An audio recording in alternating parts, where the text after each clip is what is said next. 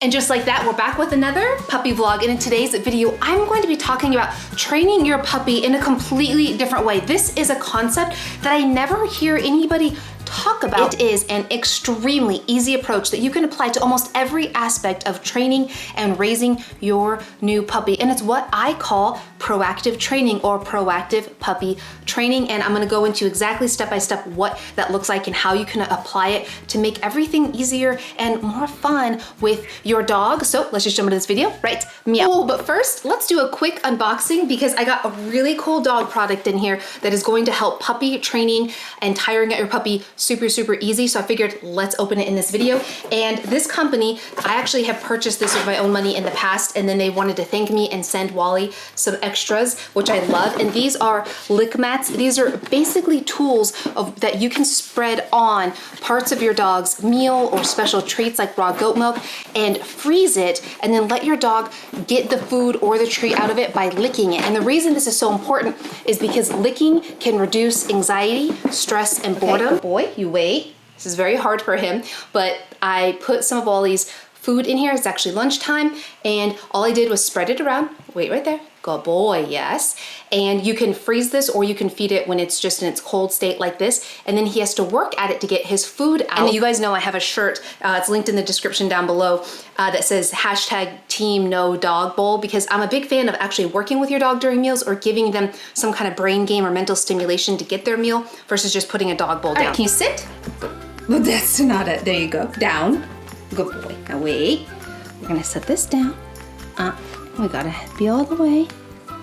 Good, wait. Look at that. Look at him, he's so excited.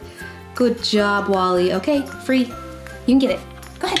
What's one thing that you can think about, consider in your approach in working on these things? Can you down? Good boy.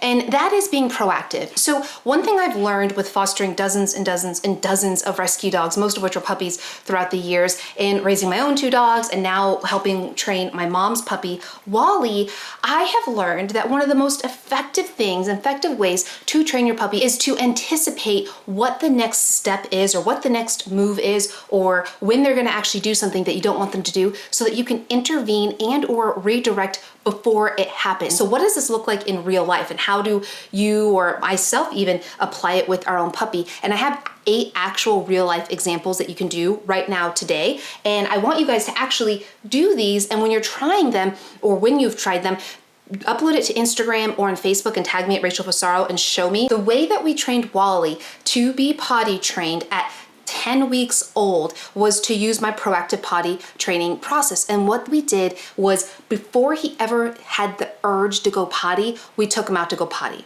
So what I mean by that is, instead of waiting for him to urgently need to go and then try to rush him outside, or before we waited for him to have an accident indoors, we actually proactively took him outside to the designated potty area once every 1 to 2 hours. It kind of varied on the day, if he had just eaten, if he had just woken up, etc. But essentially, every 1 to 2 hours, sometimes every 30 minutes when he was super small, we would just take him outside. Even if he wasn't showing a sign of needing to go potty, we proactively took him outside. Eventually he learned, every time they take me outside and I go number 1 or number 2 in this area, I get rewarded with treats, play, or praise.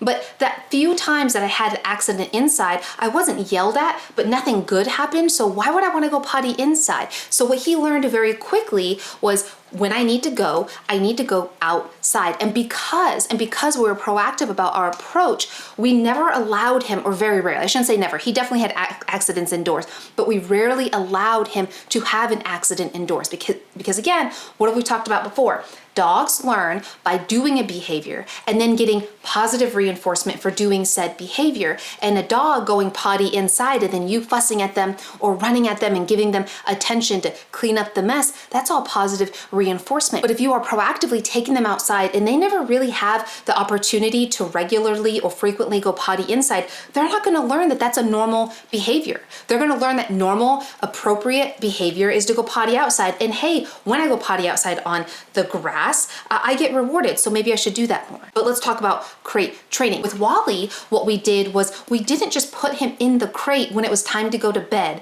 We didn't just put him in the crate when it was, yes, good boy, when it was time time for us to go outside and go run an errand. We made the crate a part of our daily routine from day one. And yes, my mom brought him home at 8 weeks old. From day one, anytime he fell asleep, in the very beginning, he slept a lot more than he didn't. Young puppies can sleep 18 to 20 hours in a day. It's insane how much they can sleep. So if he fell asleep somewhere, we'd pick him up and put him in the crate. We wouldn't put him in a far room. The crate would be in the living room with us because I use a Diggs crate. It is my favorite crate of all time. You guys know that. It is linked down below. There are special links for that. And anything I talk about, I have a whole favorite pet product shop store that you guys can check out. But with crate training, we were proactive about getting him used to being in and around the crate before he ever really needed to be in and around the crate. Does that make sense? So another example is we would bring the Diggs crate out to the living room, and anytime we watched Netflix or Hulu or the news, we would play games. Like right now, I'm talking to you guys, right? We're having a conversation. For the first little bit, I let him lick out of the bowl, which he enjoys. And now I'm just picking out little pieces. And all I'm doing, I'm not even asking him for anything. But what I'm doing with him right now is he's learning that he has this bowl of food and he is highly food motivated, that he is not going to get the food by lunging at it. So right now we're learning impulse control, and I'm not saying a word. I'm not asking for anything. So what we would do is we bring the crate into the living room, and anytime he would go into the crate on his own without me asking him to, even if it's for a few seconds, we would immediately follow with his marker word, which is YES, and follow that with some type of reward. It might be praise, treats, or play. We would also feed him all of his meals in there. And in the beginning, we wouldn't even shut the door. We would just put his bowl of food in there with like a slow feeder or a lick mat like this. And he would go into it on his own. We never forced it. We didn't rush the process. And then he eventually learned over time that, wow, every time I go into this crate, something positive happens. And when I go into the crate, nothing negative happens. And the other day, mom or dad shut the crate door and they left me in there for 5 minutes, but then I came out and nothing bad happened. And then the next day I was in there for 10 minutes. Nothing bad happened. And then the day after that, I was in there for 30 minutes and wow, nothing bad happened. So next time when we have to leave him, when we have to go on an errand and we want to make sure he's safe, so we put him in the crate and we shut him in there for, let's say, an hour, he wasn't as anxious because we had already proactively taught him that the crate is not a scary place. A lot of what we can do with our puppies to help set them up for success, both in their overall health and their training and behavior health, is giving them opportunities, being proactive about giving them opportunities to experience the world around them, and then reward them with treats, play, or praise whenever they offer or give or do the behavior that you want. So he gave me a down. So yes, good boy, and we'll reward that. I was a little late on rewarding him, but you get the point. This is what proactive potty training, proactive puppy training, proactive crate training looks like. And this next one is super, super relevant to right now. A lot of people reach out to me and say, Rachel, my puppy won't stop nipping at me. My puppy won't stop jumping up and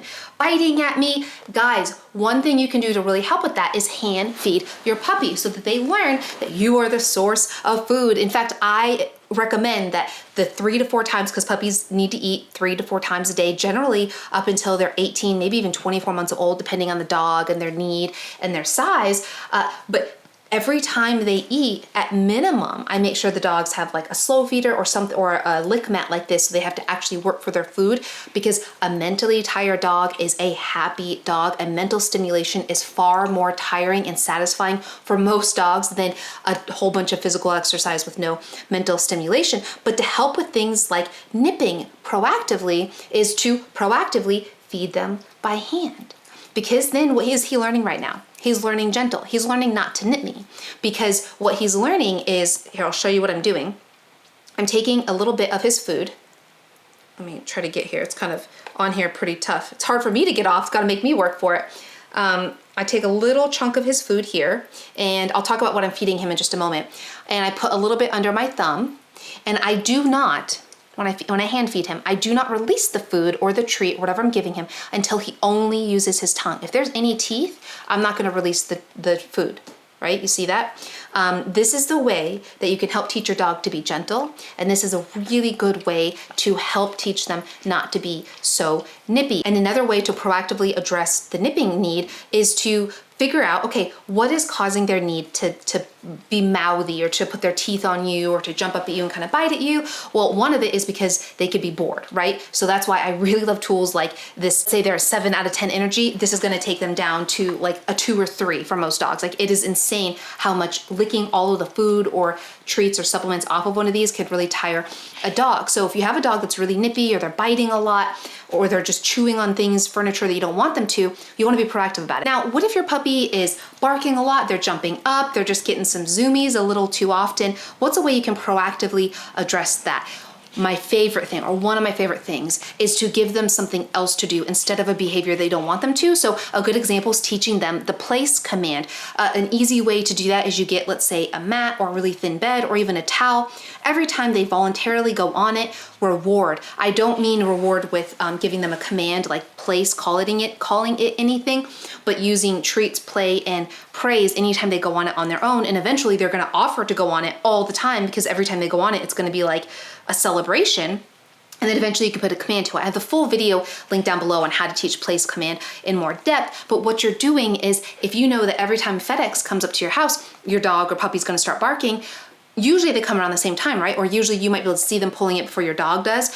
What you can do is proactively ask your puppy to go on their place command. And yes, you can start doing this at 9, 10, 12 weeks old. Is it gonna be perfect that young? Absolutely not. But are they able to start learning right away? Yes, in my experience, we started working with Wally day 1 and he came home 8 weeks old. He was already within the first week learning sits, downs, Wally, can you touch?